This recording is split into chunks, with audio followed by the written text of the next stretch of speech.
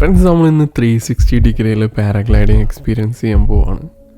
നിങ്ങൾ എത്ര പേര് 360 വീഡിയോ ഫോൺ കറക്കി നോക്കി കാണുന്നുണ്ടെന്ന് എനിക്കറിയില്ല.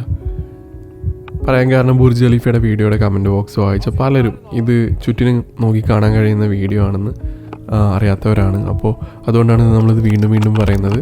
ആർക്കെങ്കിലും ഡൗട്ട് ഉണ്ടെങ്കിൽ ഫോണൊന്ന് കറക്കി നോക്കി കാണുക.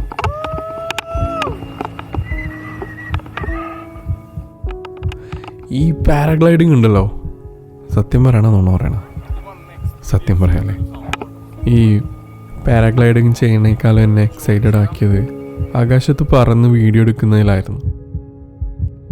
പറന്നു തുടങ്ങിയ സമയമുണ്ടല്ലോ, ഒരു അഡ്രിനാലിൻ റഷ് ഉണ്ട്.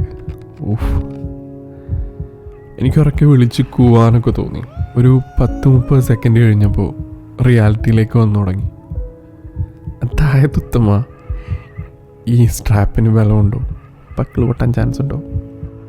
ഞാൻ പിന്നെ ആലോചിച്ച് എന്തിനാണ് ഇതിൽ കയറിയത്. പിന്നെ മൈൻഡ് എങ്ങനെയെങ്കിലും ഡീവിയേറ്റ് ചെയ്യണം. എൻ്റെ ഭാഗ്യത്തിന് ഈ പാരാഗ്ലൈഡ് പറത്തുന്ന മച്ചാൻ ഇംഗ്ലീഷ് നന്നായിട്ട് സംസാരിക്കുന്ന ഒരാളായിരുന്നു. സാധാരണ ജോർജിയൻ ഭാഷ സംസാരിക്കുന്ന ആളുകളാണ്. റഷ്യൻ ജോർജിയൻ ഫ്രണ്ട്ഷിപ്പ് മോണ്യുമെൻറ്റിന് മുകളിലൂടെ പറത്താമോ എന്ന് ഞാൻ അദ്ദേഹത്തോട് ചോദിച്ചു. അങ്ങനെ നമുക്ക് ഇഷ്ടമുള്ള എല്ലായിടത്തും കൂടെ ഇത് പറത്താൻ പറ്റില്ല. കാറ്റിൻ്റെ ഗതി അനുസരിച്ചാണ് പറക്കുക. ഈ പാരാഗ്ലൈഡിങ് എങ്ങനെയാണ് ഉത്ഭവിച്ചതെന്ന് അറിയോ? പറഞ്ഞുതരാം. പാരഷൂട്ട് അറിയാലോ, അതിൽ നിന്ന് ഇവോൾവായി വന്നൊരു വിനോദോപാധിയാണ് പാരാഗ്ലൈഡിങ്. 1960കളുടെ തുടക്കത്തിൽ പാരഷൂട്ട് ഉപയോഗിച്ചിട്ട് സേഫ് ലാൻഡ് ചെയ്യുന്നത് എങ്ങനെയാണെന്ന് പട്ടാളക്കാരെ ട്രെയിൻ ചെയ്യേണ്ട ആവശ്യമുണ്ടായിരുന്നു. എയ്റോപ്ലെയിനിൽ ആകാശത്ത് പോയി പാരഷൂട്ടിസ്റ്റുകളെ ഡ്രോപ്പ് ചെയ്ത് തിരിച്ച് വരുന്നതൊക്കെ ഭയങ്കര കോംപ്ലിക്കേറ്റഡ് ആയിട്ടുള്ളതും അതുപോലെ സമയം ഒരുപാട് എടുക്കുന്നതുമായ പ്രോസസ്സാണ്.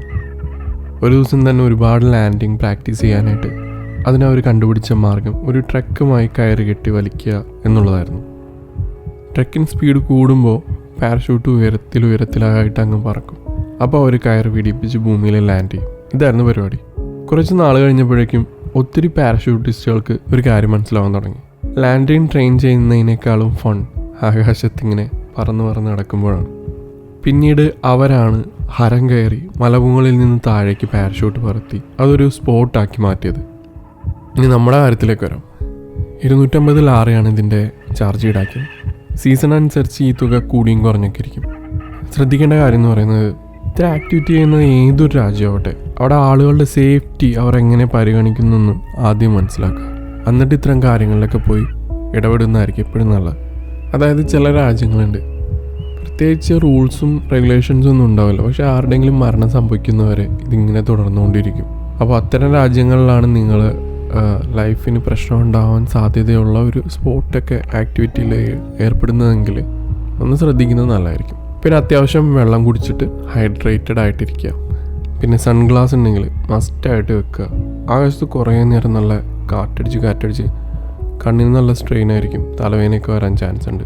എല്ലാവർക്കും അല്ല, കുറച്ച് പേർക്കെങ്കിലും. പിന്നെ ഈ എക്സ്പീരിയൻസിനെ പറ്റി പറയുകയാണെങ്കിൽ ഇതിനെ എങ്ങനെ വർണ്ണിക്കേണ്ടതെന്ന് എനിക്കറിയില്ല.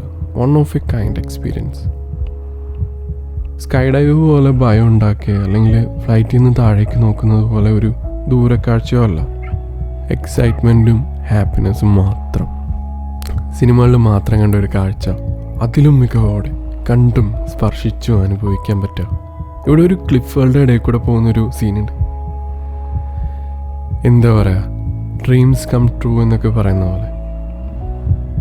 നിങ്ങൾക്ക് പാരാഗ്ലൈഡിങ് എക്സ്പീരിയൻസ് ചെയ്യാൻ ഒരു ചാൻസ് ഉണ്ടെങ്കിൽ നിങ്ങളത് മിസ് ചെയ്യരുത്. ഓഫ് കോഴ്സ് സേഫ്റ്റി ആൻഡ് നിങ്ങളുടെ കംഫർട്ട് അത് നോക്കിയിട്ട് വേണം ചെയ്യാൻ.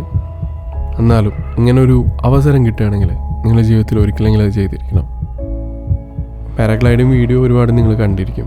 360 ഡിഗ്രി വീഡിയോയിൽ ചുറ്റിനും കാണാവുന്ന പാരാഗ്ലൈഡിങ് വീഡിയോ മലയാളത്തിലുണ്ടോയെന്ന് എനിക്കറിയില്ല, ചിലപ്പോൾ ഉണ്ടാവാം. വീഡിയോ ഇഷ്ടമായിട്ടുണ്ടെങ്കിൽ ഫ്രണ്ട്സിനും കൂടെ ഷെയർ ചെയ്യുക. അയ്യോ, അത് പറഞ്ഞപ്പോഴേ ഓർത്ത് 15-20 മിനിറ്റാണ് എൻ്റെ അടുത്ത് പറഞ്ഞത്. പക്ഷേ ഞാൻ ഒരു 10-15 മിനിറ്റ് കഴിഞ്ഞപ്പോഴത്തേക്കും ഞാൻ പുള്ളിക്കാരൻ്റെ അടുത്ത് ലാൻഡ് ചെയ്യിക്കാൻ വേണ്ടി പറഞ്ഞു. കാരണം എനിക്ക് ഓൾറെഡി തല കറങ്ങി ഛർദ്ദിക്കാനൊക്കെ വന്നു തുടങ്ങി. പിന്നെ ലാൻഡ് ചെയ്തതിന് ശേഷം ഇതിൻ്റെ തൊട്ടടുത്തായിട്ട് ഒരു സ്പൈസ് ഗാർഡൻ എന്നാണെന്ന് തോന്നുന്നു, ഒരു ഇന്ത്യൻ റെസ്റ്റോറൻ്റ് ഉണ്ട്. ജോർജിയയിൽ വന്നിട്ട് നല്ല എരിവുള്ളൊരു ഫുഡ് കഴിക്കുന്ന അവിടെ പോയിട്ടൊരു ചിക്കൻ ബിരിയാണിയും ഒരു നാരങ്ങ വെള്ളവും കുടിച്ച് കഴിഞ്ഞപ്പോഴത്തേക്കും തലവേദനയൊക്കെ സെറ്റായി. വീഡിയോ ഇത്രയേ ഉള്ളൂ. ഇവിടെ ഇത്രയൊക്കെ പറയാനോ. So the name is Yunus Yusuf, signing off. ജലദോഷമായതുകൊണ്ടാട്ടോ സൗണ്ട് വേറെ ആയിട്ടിരിക്കുന്നത്.